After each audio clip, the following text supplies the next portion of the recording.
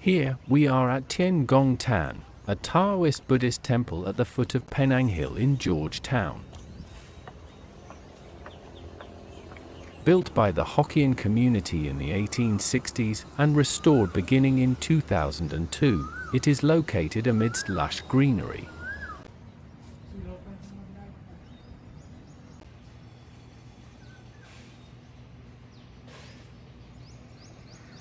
The approach features 110 granite steps and an archway with century-old stone carvings.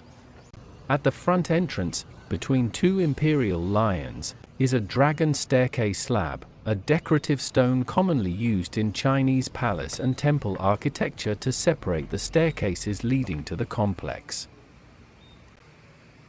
The temple combines Buddhist and Taoist architectural styles, housing 3 gold-plated Buddha statues. Centrally placed in the inner courtyard is a heavy bronze incense burner, another characteristic feature of Chinese Taoist temples. Flanking the double-door entrance are portraits of Chinese door gods, 2 military generals painted in pairs facing each other, as it is considered bad luck to place the figures back to back.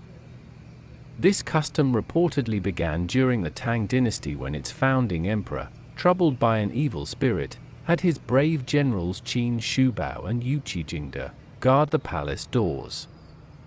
Since the generals could not always be present, their portraits were painted on the doors instead.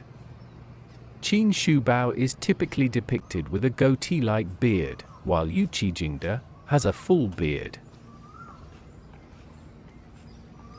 Completed in 1869, Tian Gong Tan is the only temple in Malaysia dedicated to the Jade Emperor and is central to the annual Jade Emperor's birthday celebrations on the 9th day of the Chinese New Year. However, today, the main shrine hall housing the statue of the Jade Emperor is closed to the public, so we decide to walk uphill alongside the complex toward an adjacent shrine on the opposite side of the road. As we walk, we are accompanied by the distinctive calls of an Asian coal, a striking bird with a glossy black plumage and bright red eyes. Males are especially notable for their iridescent, jet black feathers that can appear greenish or purplish in sunlight. The females, in contrast, have a more subdued, brownish appearance with streaks and spots that help them blend into their surroundings. Their call is quite distinctive, a loud and repetitive call that carries over long distances. This call is used to mark their territory and attract mates. At the seemingly older shrine, which is partly built into the cliff rock, we notice some stele inscribed with Chinese characters.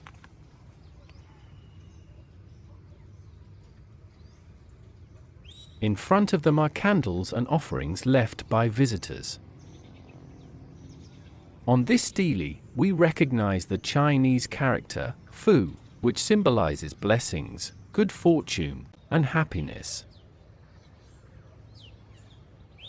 Since we cannot access the remainder of the temple from this side, we decide to descend the hill via the main road, which is decorated with Chinese lanterns known as Teng Lang.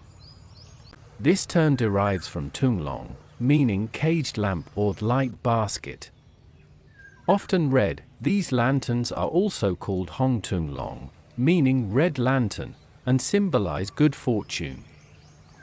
As we descend from the hill at the Tian Gong Tan temple, we reflect on the experience and realize that, although the main shrine hall was closed, the charm of the front courtyard and the overall surroundings made our visit truly memorable.